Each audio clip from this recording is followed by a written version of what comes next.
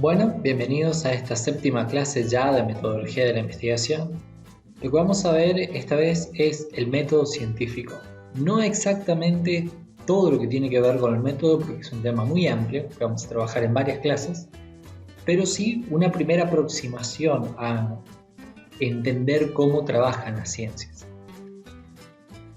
Método, simplemente el vocablo método proviene del latín methodus, que quiere decir camino. Que es básicamente eso. Para entenderlo literalmente tenemos que pensar en el recorrido que nosotros hacemos, el camino que nosotros hacemos para lograr una cosa. Una definición que podemos tomar de método por fuera de lo que es la ciencia nos va a decir modo de hacer o decir una cosa, modo de obrar o proceder, hábito o costumbre que cada uno tiene y observa. Como ustedes verán, se refiere a la forma en la que nosotros hacemos las cosas, no desde el punto de vista científico.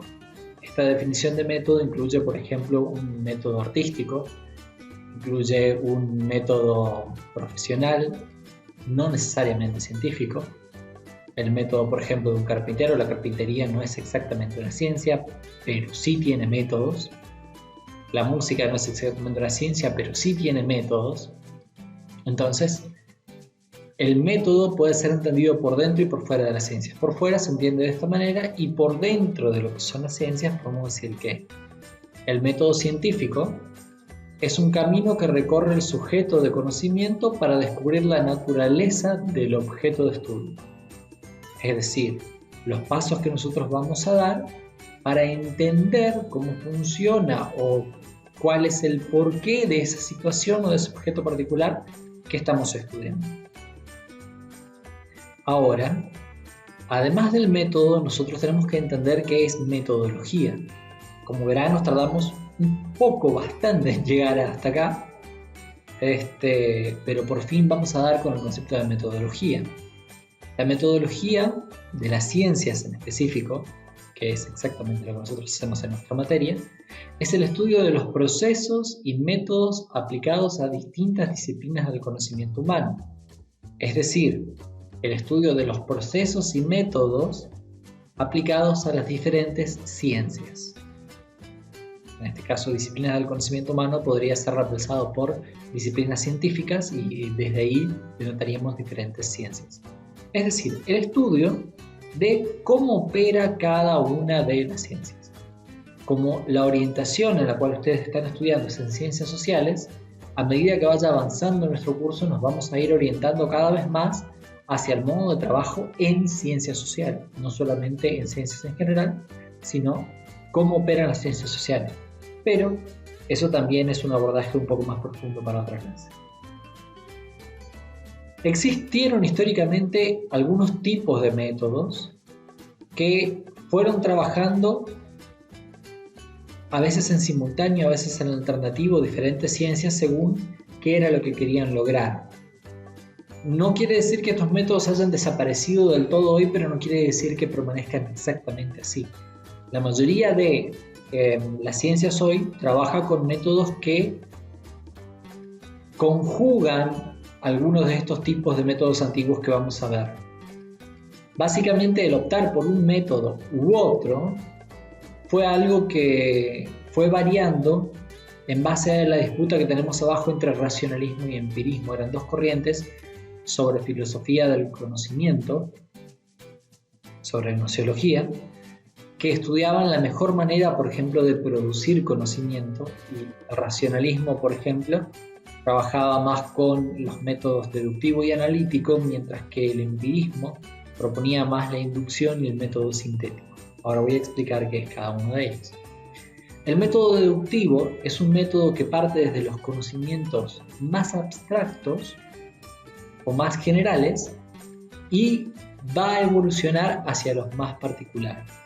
Es decir, tomamos algo que es un concepto sumamente abarcativo, sumamente abstracto, sumamente complejo y lo vamos desglosando o vamos sacando conclusiones a partir de este concepto.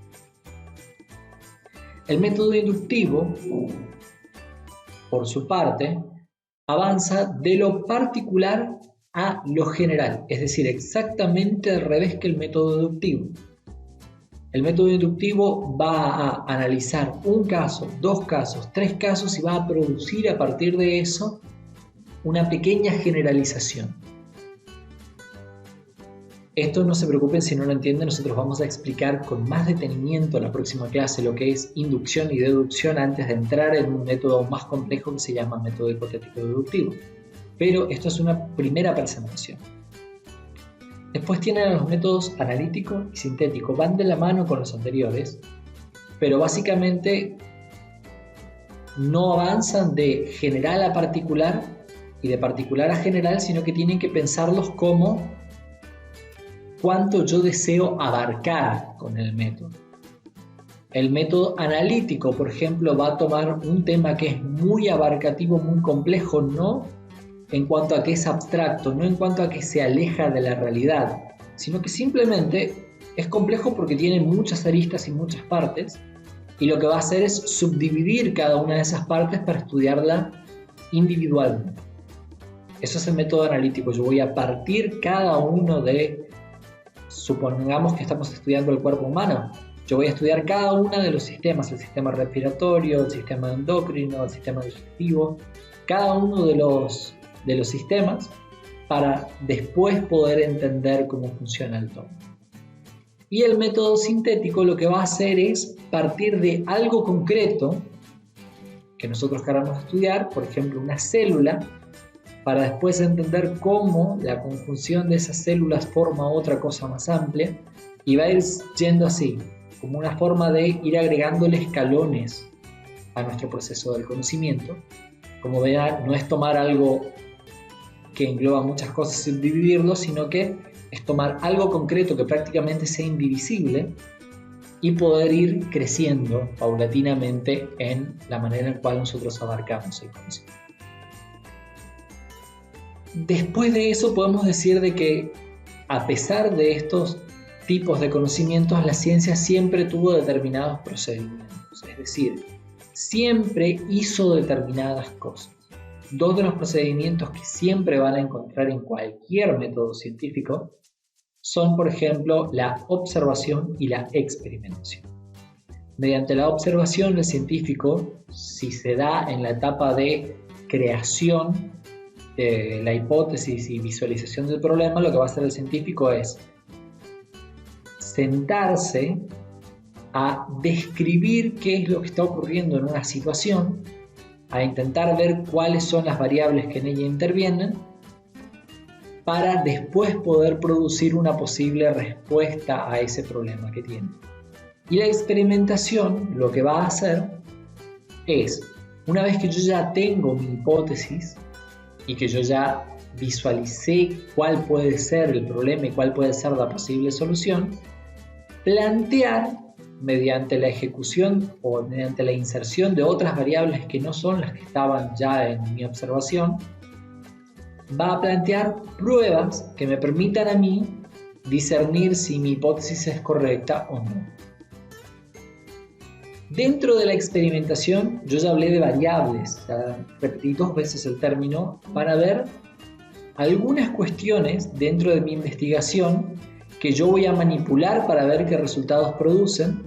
Va a haber algunas cuestiones que yo voy a ver automáticamente cómo van transcurriendo, y va a haber algunas cuestiones que yo voy a dejar fijas para que no varíen durante toda la investigación y me puedan dar un parámetro de qué es lo que sí varía. De esta manera definimos a los tipos de variables. Tenemos a las variables independientes, que son las que yo voy a controlar y voy a determinar, en este caso, qué grado de variación van a tener o si voy a agregarle yo una variable a mi experimentación. Vamos a tener las variables dependientes, que son variables que yo no voy a controlar, sino que simplemente voy a visualizar y observar a ver cómo varían. Y las variables controladas, que voy a aplicar sobre una pequeña población que se va a llamar testigo, que son variables que no van a cambiar. Son variables que van a ser constantes y que me van a permitir a mí ver cómo se mueve el resto alrededor de esas variables. Vamos a jugar con un pequeño ejemplo. Si yo estoy analizando, por ejemplo, cómo afecta a un grupo de fumadores diferentes tipos de cigarrillos, lo que yo voy a hacer es, por ejemplo, asignar a cada uno de esos fumadores una determinada cantidad de cigarrillos. Entonces yo le voy a dar cigarrillos eléctricos a un tipo de fumadores, cigarrillos mentolados a otro tipo de fumadores, cigarrillos normales o comunes a otro tipo de fumadores. Esa es la variable de los tipos de cigarrillos, es lo que va a ser dependiente de mí, lo que vamos a poder considerar como una variable independiente, lo que yo voy a poder controlar. La variable dependiente de la variable independiente, por eso se llama así, porque depende de la variable anterior, va a ser el cambio que produzca, qué es lo que va a producir, si esta persona que está consumiendo este tipo de cigarrillos tose más, tose menos, si se enferma con más facilidad, si no se enferma, si presenta más nicotina en los pulmones o menos. Y la variable controlado testigo va a ser precisamente la cantidad.